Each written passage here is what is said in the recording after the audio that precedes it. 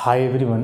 Thermodynamics कर रहे थे हम लोग, इंथैल्पी वगैरह देख रहे थे, मतलब कि थर्मोकेमिस्ट्री में इन कर चुके थे हम लोग। उसमें से enthalpy of fusion, enthalpy of sublimation, enthalpy of vaporisation, ऐसे करके कुछ टर्म्स हमने किए थे।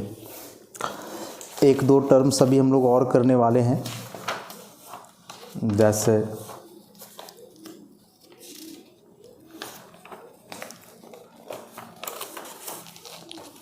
a standard enthalpy of formation.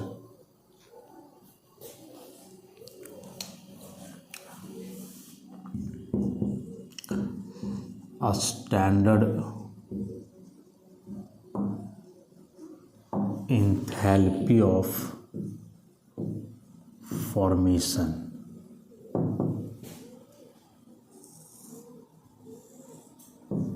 Short में लिखेंगे डेल्टा एफ एच और यहाँ ऐसा sign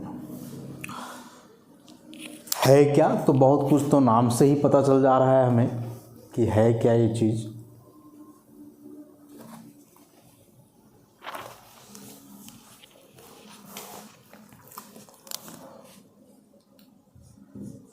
the enthalpy change under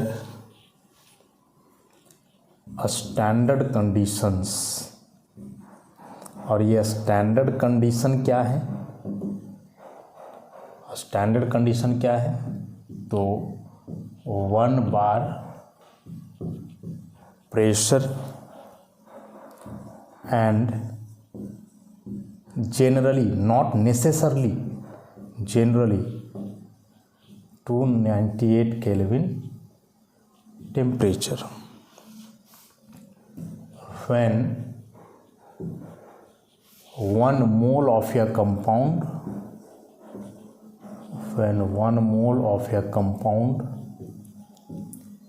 is formed from its constituent elements,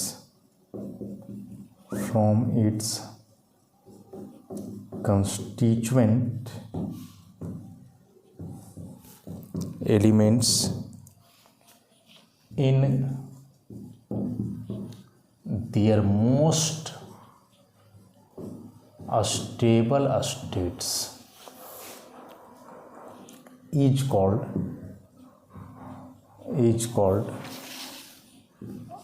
a standard enthalpy of formation.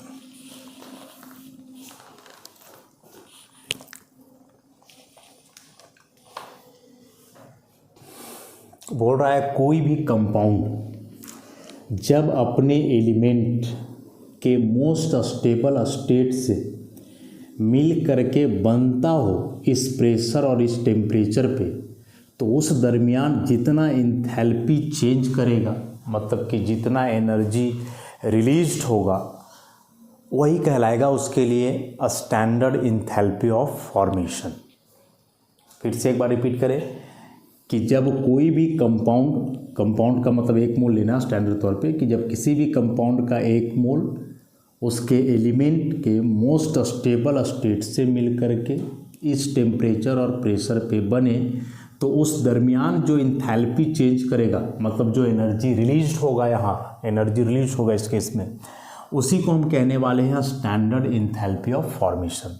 तो यहाँ मेन नोटिसेबल पॉइंट्स क्या क्या है कि वह कंपाउंड जो बनेगा अपने एलिमेंट से, तो वह एलिमेंट मोस्ट स्टेबल स्टेट का होना चाहिए। जैसे कुछ एलिमेंट हैं जो एक से ज़्यादा फॉर्म में एग्जिस्ट करते हैं, जैसे कार्बन का हम लोग जानते हैं कि इसके 2 कॉमन इलेक्ट्रॉन्स हैं, डायमंड, ग्रेफाइट। अब इन दोनों में जो ज़्यादा स्टेबल होगा उससे बनाना है, तो इन दोनों में थर्मोडायनेमिकली ज़्यादा स्टेबल होता है ग्रेफाइट, मोर स्टेबल। उसी प्रकार से एलिमेंट है सल्फर। इसके कई टाइप हैं, जैसे मोनोक्लिनिक सल्फर, जैसे रोम्बिक सल्फर। अब इसमें से ज़्यादा स्टेबल इसका रोम्बिक सल्फर है, तो इससे बनाएंगे। उसी प्रकार से फास्फोरस होता है, white phosphorus, red phosphorus, black phosphorus, तो इस केस में जो ज़्यादा स्टेबल होगा उससे बनेगा। वाइट वाला सबसे कम स्टेबल होता है, जनरली इसका ब्लैक सबसे ज़्यादा स्टेबल होता है, उसी को येलो फास्फोरस भी कहते हैं। तो ये जो वर्ड यहाँ हमने लिखा था कि वह कंपाउंड जो अपने कंस्टिट्यूएंट एलिमेंट से बनेगा वह एलिमेंट मोस्ट स्टेबल स्टेट का होना चाहिए।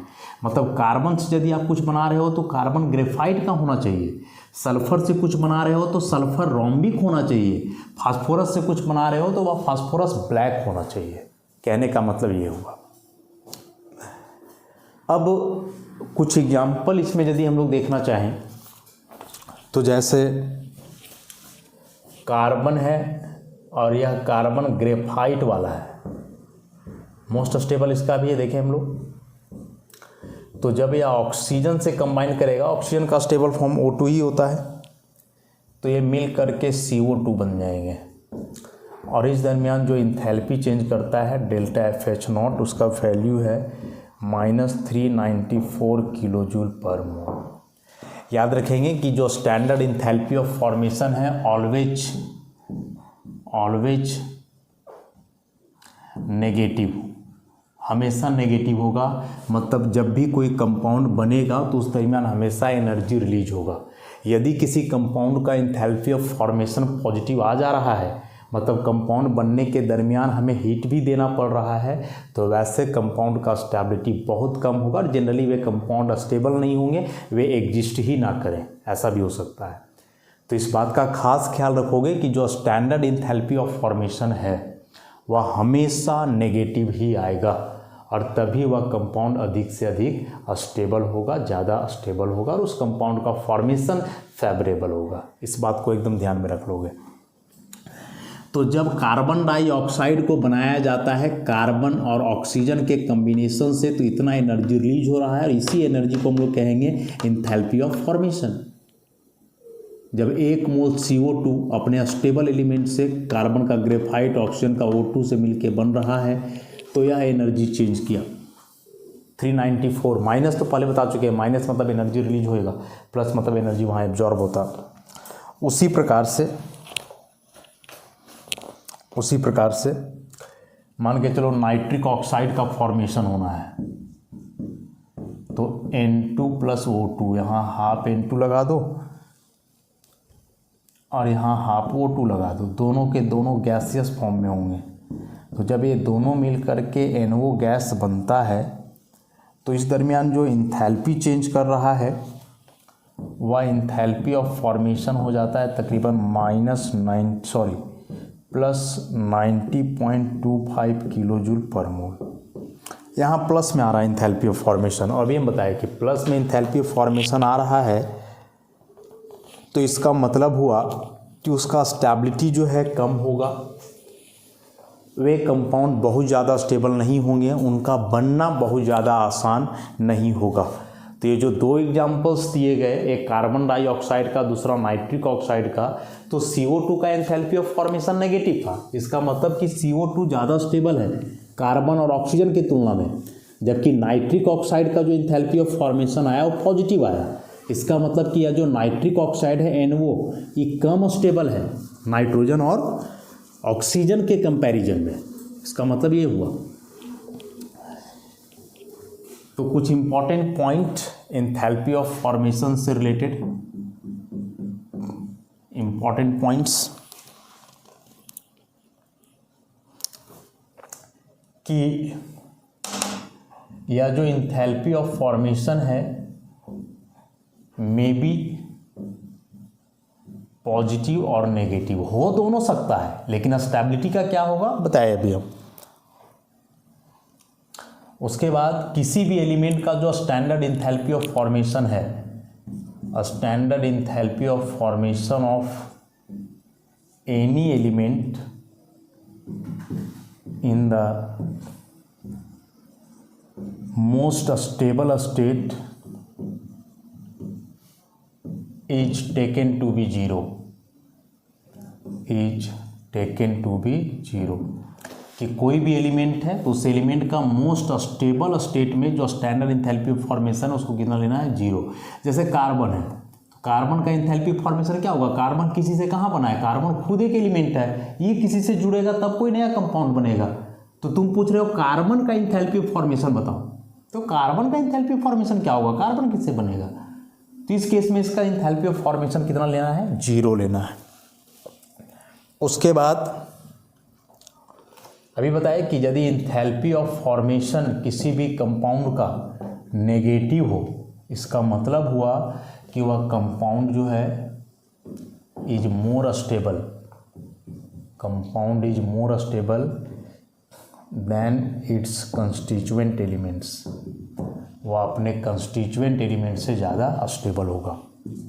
उसी प्रकार से यदि इंथैल्पी ऑफ फॉर्मेशन पॉजिटिव है तो इसका मतलब हो गया कि वह जो कंपाउंड है वो लेस स्टेबल होगा, compound is less stable then it's constituent element. तो इसका मतलब हो गया कि कार्बन और ऑक्सीजन से ज़्यादा स्टेबल है CO2, लेकिन नाइट्रोजन और ऑक्सीजन से कम स्टेबल है NO। इसका मतलब ये हुआ, इंथैल्पी ऑफ फॉर्मेशन से डिसाइड होता है। तुम खुद सोचो, हम लोग जैसा पढ़े हैं बॉन्डिंग वगैरह में पढ़े और भी पीछे, कि जब भी कोई एलिमेंट्स कोई एटम्स एक दूसरे से कंबाइन करते हैं तो उस दरमियान उस सिस्टम का एनर्जी डिक्रीज करता है, और सिस्टम का एनर्जी जितना कम रहेगा वो उतना ज़्यादा स्टेबल होगा, उस मॉलिक्यूल का उस कंपाउंड का स्टेबिलिटी जो है उतना ज़्यादा होगा। अब कोई कंपाउंड तुम बना रहे हो और उस दरमियान एनर्जी रिलीज हो रहा है, तो एनर्जी जब रिलीज हो रहा है इसका सिंपल सा मतलब हुआ कि अब उस कंपाउंड के पास एनर्जी कम बचने वाला है, और जब एनर्जी उसके पास कम बचेगा तो ऑब्वियसली स्टेबिलिटी ज़्यादा होगा, क्योंकि स्टेबिलिटी एनर्जी का इन्वर्सली प्रोपोर्शनल है। लेकिन मान लो कि कोई कंपाउंड बना रहे हो और उस दरमियान तुम्हें हीट भी सप्लाई करना पड़ रहा है, तो ऐसा करने से उस सिस्टम का ओवरऑल तो हीट बढ़ेगा, ओवरऑल तो एनर्जी बढ़ेगा, और जब एनर्जी बढ़ेगा तो स्टेबिलिटी फिर क्या हो जाएगा, घट जाएगा। तो मोटा मोटी इस लाइन को याद रख लेना, एंथैल्पी ऑफ फॉर्मेशन पॉजिटिव आ रहा है, ऐसे कंपाउंड बहुत ज़्यादा अनस्टेबल होने वाले हैं, ऑलमोस्ट कभी कदार नहीं बनते हैं ऐसे कंपाउंड। लेकिन यदि एंथैल्पी ऑफ फॉर्मेशन नेगेटिव है तब तो ठीक है, वैसे कंपाउंड का फॉर्मेशन हो सकता है आसानी से। उसके बाद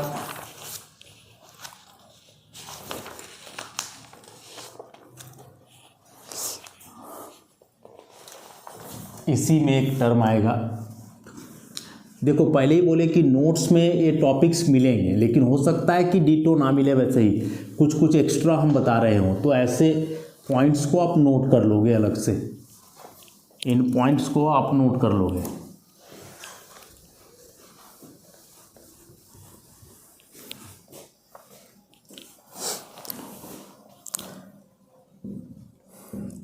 नेक्स्ट इसमें है जैसे रिएक्शन इंथैल्पी, रिएक्शन इंथैल्पी ऐसे रिप्रेजेंट करते हैं डेल्टा RH। सिंपल सी बात है, किसी भी रिएक्शन के बारे में हम लोग जानते क्या है कि रिएक्टेंट बदल जाएंगे प्रोडक्ट में। अब रिएक्टेंट जैसे मान लो कोई जनरल इस तरह का रिएक्शन है, A + BB से बन रहा हो CCDD, ऐसा। ऑब्वियसली ये लेफ्ट वाले रिएक्टेंट होते हैं, ये राइट वाले प्रोडक्ट होते हैं। तो इस केस में यदि कोई पूछे कि बताओ इस रिएक्शन का इंथैल्पी क्या है, तो ऐसे लिखेंगे हम लोग, रिएक्शन इंथैल्पी का मतलब total enthalpy of products, total enthalpy of products minus total enthalpy of reactants. मतलब कोई भी रिएक्शन जब होता है ना, रिएक्टेंट प्रोडक्ट में बदलते हैं, तो उस दरमियान ओवरऑल टोटल जो इंथैल्पी चेंज करेगा, टोटल एनर्जी जो एब्जॉर्ब या रिलीज होगा, टोटल हीट जो एक्सचेंज होगा, वही कहलाता है उसके लिए रिएक्शन इंथैल्पी। तो कितना चेंज करेगा, तो यही होता है तरीका ना, फाइनल माइनस इनिशियल। तो इनिशियल चीज़ रिएक्टेंट है, फाइनल चीज़ प्रोडक्ट है, तो प्रोडक्ट का जो इंथैल्पी है उसमें माइनस कर देंगे रिएक्टेंट का इंथैल्पी, तो निकल जाएगा रिएक्शन का इंथैल्पी, रिएक्शन का इंथैल्पी। इसको ऐसे करके भी लिखा जा सकता है, डेल्टा RH बराबर summation of enthalpy of product minus summation of, ऐसा सिग्मा कहते हैं, इसका मतलब समेशन होता है सबका जोड़, इंथैल्पी ऑफ रिएक्टेंट, ऐसा। यदि इसी को आप स्टैंडर्ड कंडीशन पे लेकर के चलोगे यदि प्रेशर को स्पेसिफाइड कर दोगे 1 बार, टेम्परेचर को स्पेसिफाइड कर दोगे 298 केल्विन, तो इस केस में स्टैंडर्ड कंडीशन पे चलेगा डेल्टा आर एच। तो यहाँ स्टैंडर्ड ले लेना है, बस स्टैंडर्ड ले लेना है। स्टैंडर्ड कंडीशन में प्रोडक्ट माइनस रिएक्टेंट, बस इतना सा काम है। अब इस रिएक्शन इंथैल्पी के आधार पे दो तरह के केमिकल रिएक्शंस हैं। रिएक्शन इंथैल्पी के आधार पे सुनोगे जो हम कह रहे हैं थोड़ा गौर से, कि रिएक्शन इंथैल्पी के आधार पे दो तरह के रिएक्शंस होंगे। एक जो बार बार कह रहे हैं एक्जोथर्मिक, दूसरा इंडोथर्मिक, दो तरह के रिएक्शन होंगे। तो ध्यान से ज़रा समझोगे इस बात को। रिएक्शन इंथैल्पी क्या है तो समझ गए ना, कि जब भी कोई रिएक्शन होगा रिएक्टेंट प्रोडक्ट में बदलेंगे तो उस दरमियान ओवरऑल जो एनर्जी रिलीज या एब्जॉर्ब होगा वही हो गया रिएक्शन इंथैल्पी। निकालने का तरीका हो गया कि प्रोडक्ट का टोटल इंथैल्पी माइनस रिएक्टेंट का। तो यहाँ से दो तरह के केमिकल रिएक्शन होने वाले हैं। केमिकल रिएक्शन यहाँ से दो तरीके के होने वाले हैं। एक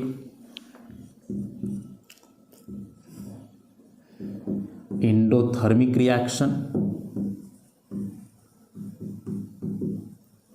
और दूसरा एक्जोथर्मिक रिएक्शन। हिंदी में इसे आप ऊष्माशोषी और ऊष्माक्षेपी अभिक्रिया के नाम से पढ़े होंगे प्रीवियस क्लासेस में, जो हिंदी मीडियम से होंगे, क्लास 10th में पढ़े होंगे शायद ऐसा।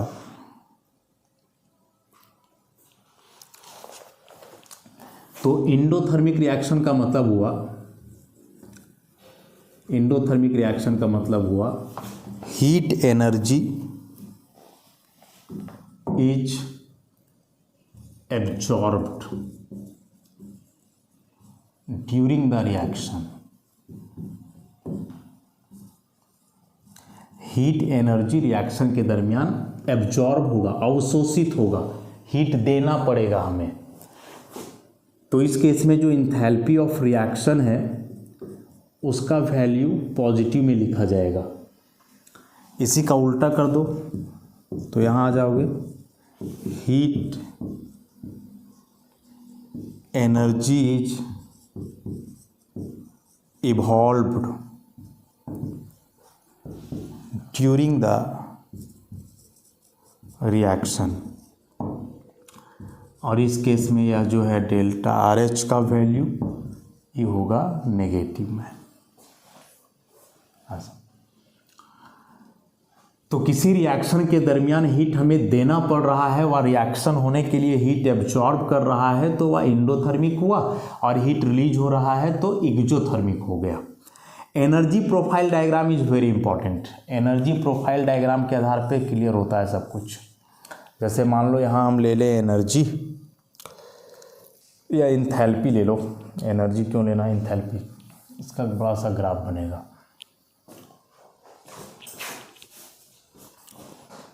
अभी तक कितना थोड़ा ध्यान में रखोगे, फिर अभी ग्राफ देखते हैं तो क्लियर हो जाएगा वहां से।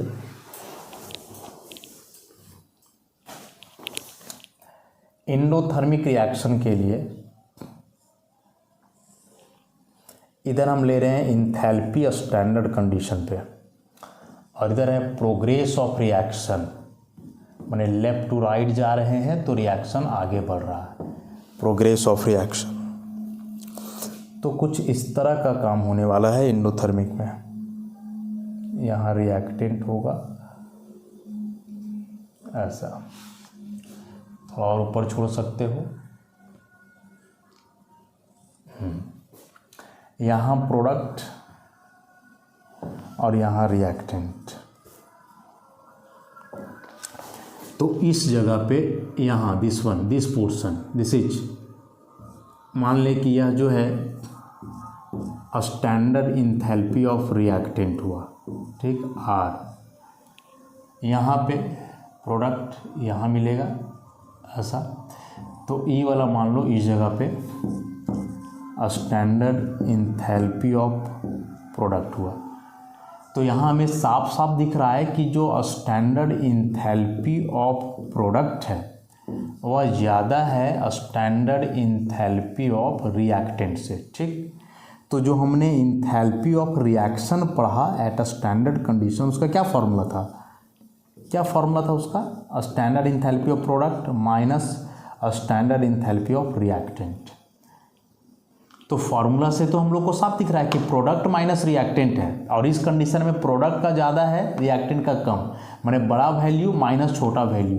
तो बड़ा में छोटा वैल्यू घटाओगे तो रिजल्ट पॉजिटिव आएगा कि नेगेटिव आएगा? पॉजिटिव में आएगा।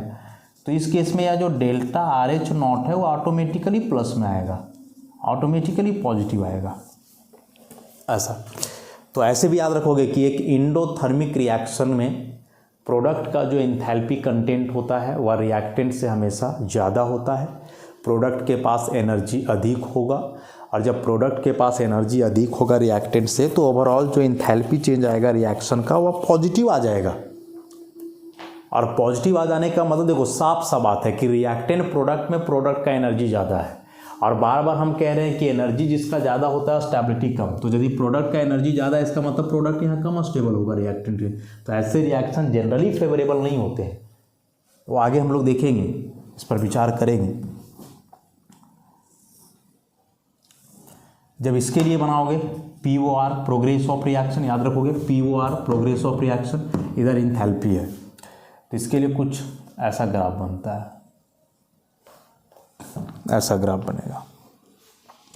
अगेन यहाँ प्रोडक्ट यहाँ रिएक्टेंट, तो इस जगह पे हो जाएगा summation of standard enthalpy of reactant, और इस जगह पे देखोगे तो यहाँ हो जाएगा summation of standard enthalpy of product.